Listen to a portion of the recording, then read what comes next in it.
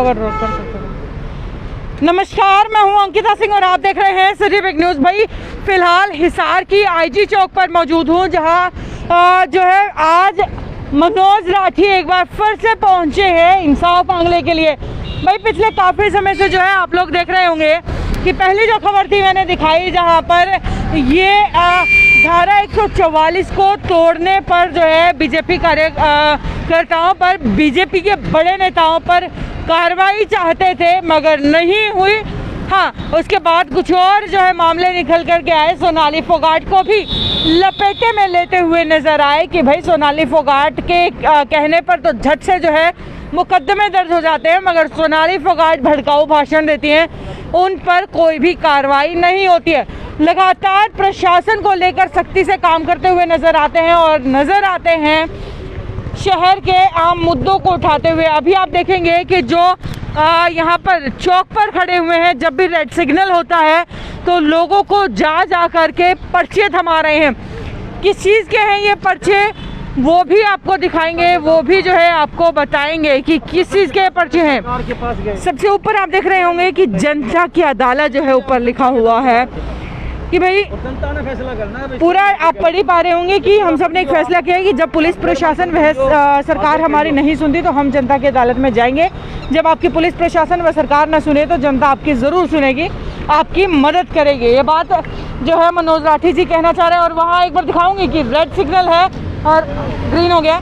Red signal पर जो है लोगों को रोक करके उनसे इंसाफ की गुहार लगा रहे हैं, जनता की अदालत में इंसाफ की गुहार लगा रहे हैं। राठी साहब नमस्कार। नमस्कार जी। सर, हमेशा जो है प्रशासन की टांग खिंचाई करते हुए नजर आता है, आज जी प्रशासन से सीधा जो है जनता पर कैसे आन पहुंचे? ऐसे जी देखो,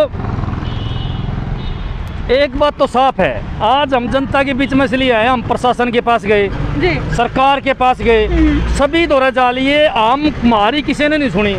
आज हम आखिरी में हमने फैसला करा कि हम जनता की अदालत में जाएंगे। आपके सामने हमने कितनी शिकायत दी, विद सबूत दी पुलिस वालों को। क्या किसी पे FIR हुई? बिल्कुल नहीं हुई। लेकिन उल्टा उनकी शिकायत देने के एवज में मनोज राठी पे पर्चा दर्ज कर दिया जी 307 का। मैं आज आपने जमा खुल के बताना चाहूँगा कि मैं 16/5 को मनोहर लाल मुख्यमंत्री जी हमारे जब हिसार में आए तो मैं घर था, मैं बीमार था। हाँ। मैं उस दिन आया नहीं था, मेरे से भागदौड़ नहीं हो सकी थी, ठीक है, इसलिए मैं रेस्ट करूं था, पीछे मैं कभी बीमार हो गया था। लेकिन मैं नहीं आया, फिर भी पुलिस प्रशासन ने मेरे ऊपर 307 लगाई और कई धाराएं लगाई। क्यों लगाई? जबकि पुलिस को पता था, CID को पता था कि मनोज राठी नहीं है, फिर उन्होंने क्यों लगाई? मैं आपने इसी बात खातर बताने खातर आज हम जनता की अदालत में आए हैं। आज जनता की अदालत में हम ये बतावांगे कि हम लोग शिकायत देना जायज तो ये लोग कार्रवाई कौन करें, और ये लोग बिना शिकायत दिए मेरे पर 307 इन लोगों ने लगवाई। ये लोग चाहते हैं कि मनोज राठी चुप हो जाए। आज हिसार के अंदर विपक्ष की अच्छी भूमिका निभाने लग रहे हैं, इन बीजेपी के लीडरों की पोल खोलने लग रहे हैं, तो भाई इनके पेट में दर्द हो गया। इसलिए इन लोगों ने SP साहब को कह के मेरे पर मुकदमा लगवाया। मैं आपने एक साफ शब्दों में बताना चाहूँगा, जब मेरे पर मुकदमा लगवाया तो हमने सूत्रों के हवाले से पता चला कि हमारे पर मुकदमा लगवाने वाला कौन सा अफसर है, कौन सा बीजेपी का नेता है। मैं आपने साफ बताऊंगा कि एक बीजेपी के नेताओं का गुट है हिसार में, जिसका सरगना है कमल गुप्ता जी, जो रणबीर गंगवा जी, आसिका विधायक विनोद बिहाना जी, आपका सांसद विजेंद्र सिंह, आपका उप मुख्यमंत्री दुष्यंत चौटाला, आपका बीजेपी का जिला अध्यक्ष कैप्टन भूपेंद्र, मुख्यमंत्री जी गौतम सरदाना जी, इन लोगों ने मिलके षड्यंत्र के तहत पुलिस पर दबाव बना के मेरे पर झूठा FIR करवाई 307 की। देखने और सुनने लायक बात है कि इन लोगों ने 307 की FIR मेरे पे करवाई और इन लोगों ने षड्यंत्र रचा, जबकि हमने इनकी शिकायत दी, कुछ को नहीं होया। बिल्कुल लगातार जो है आप अपने खिलाफ हुई कार्रवाई को लेकर के इंसाफ मांगते रहे, नहीं मिला। आप जनता की अदालत से कैसे इंसाफ की गुहार लगा रहे हैं, कैसे जो है इंसाफ की उम्मीद करते हैं? ऐसे शासन प्रशासन के पास जा लिए, हाँ। कोई इंसाफ मिले तो कहाँ जाएंगे जी। उसके बाद में सबसे बड़ी अदालत जनता की है, हिसार की जनता फैसला करेगी। हिसार की जनता ने फैसला करना है, इनको सबक सिखाने का काम हिसार की जनता करेगी। आज ये बीजेपी के नेता चाहे हैं कि इनके खिलाफ कोई ना बोले, मनोज राठी बोले उसको दबा दो, कोई और बोले उसको दबा दो, और इन्होंने एक फार्मूला ढूंढ लिया मुकदमा दर्ज करवाने का। जैसे 307 की बहुत बड़ी धारा है, इन्होंने देखा भाई मनोज राठी फंस जाएगा, जेल में चला जाएगा, चुप हो जाएगा, कोई बात नहीं, जेल भी काट लेंगे, इनके लठ भी खा लेंगे। और भी मैं आपको बात बताना चाहूँगा, कई दिनों से मैंने मेरे आसपास भी संदिग्ध लोग घूमते नजर आए हैं। बीजेपी के नेता मेरे पर हमला भी करवा सकते हैं, मुझे मरवा भी सकते हैं, क्योंकि इनको विपक्ष की बातें सुनने के ये लोग आदी नहीं है। इनको 6 साल हो गए मनमानी करते हुए, गुंडागर्दी करते हुए। आप पर हमला होगा तो मुख्य हाथ कौन से बीजेपी नेता का होगा? फिर ये बीजेपी के सारे नेता शामिल है। मैंने अभी तो नाम दिया था, अपने लिखित में दिया मैंने भाई, ये नेता जो हैं आपके कमल गुप्ता जी हैं, सारे के सारे जो मुख्य सरगना होंगे।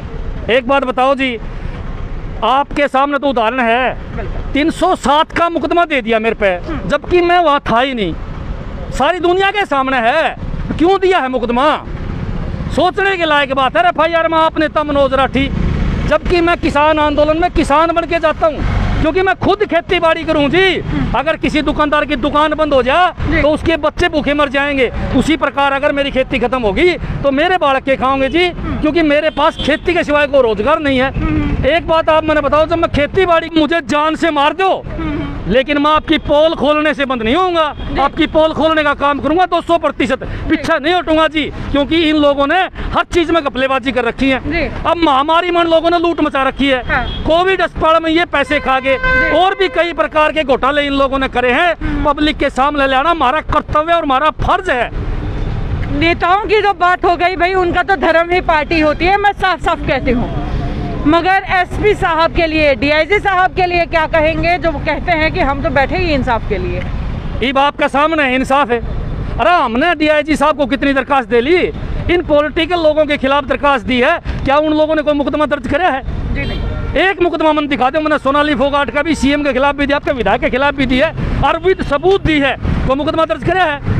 मेरे खिलाफ झूठा मुकदमा दर्ज कर दिया DIG साहब ने, तो मैं DIG साहब ने क्या कहूँगा? मैं DIG साहब को कौन सा ईमानदार अफसर बताऊं? आप मैंने बताओ कि मैं DIG साहब को कौन सी कैटेगरी में रखूं कि इस कैटेगरी में आप रख दो। आज DIG साहब ने खुद ही प्रूफ कर दिया।